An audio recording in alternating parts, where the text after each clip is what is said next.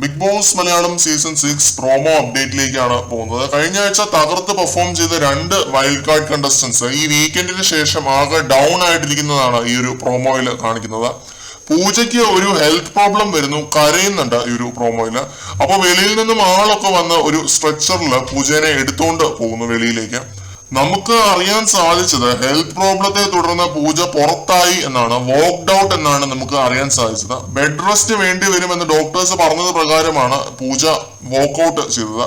നാളെ നമ്മൾ ലൈവില് ഇത് കാണും. പ്രശ്നം എന്താണെന്ന് പ്രോമോയില് വ്യക്തമല്ല, എന്താണ് ഹെൽത്ത് പ്രോബ്ലം എന്നുള്ളത് വ്യക്തമല്ല. പിന്നെ സിബിനും ആകെ ഡൗൺ ആണ് ഈ ഒരു പ്രോമോയില്. പൂജ പോയതിനെ തുടർന്ന് സിബിൻ ഡൗൺ ആവുന്നതായിരിക്കാം.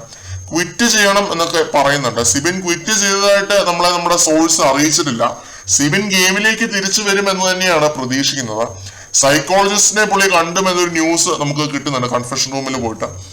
നമ്മൾ എന്തായാലും ലൈവില് ഇത് നാളെ കാണും. കണ്ടതിന് ശേഷം മാത്രം പ്രശ്നങ്ങൾ എന്താണെന്നുള്ളത് നമുക്ക് സംബന്ധിച്ച് ചർച്ച ചെയ്യാം. പിന്നെ പൂജയുടെ കാര്യം വോക്ക്ഡ് ഔട്ട് എന്ന് തന്നെയാണ് ഇതിപ്പോ വരെ നമുക്ക് കിട്ടുന്ന ഒരു അപ്ഡേറ്റ്. അതിൽ എന്തെങ്കിലും മാറ്റമുണ്ടോ എന്നൊക്കെ നാളെ നമുക്ക് നോക്കാം. ലൈവില് ഇപ്പോ നിലവില് പൂജ വലിയ കുഴപ്പമൊന്നും ഇല്ലാതിരിക്കുവാണ്, കാഷ്വൽ ആയിട്ട് സംസാരിച്ചത്. സിബിനും അത് വലിയ സീനൊന്നുമില്ല. കൂടുതൽ അപ്ഡേറ്റുകളുമായിട്ട് നമുക്ക് വീണ്ടും കാണാം.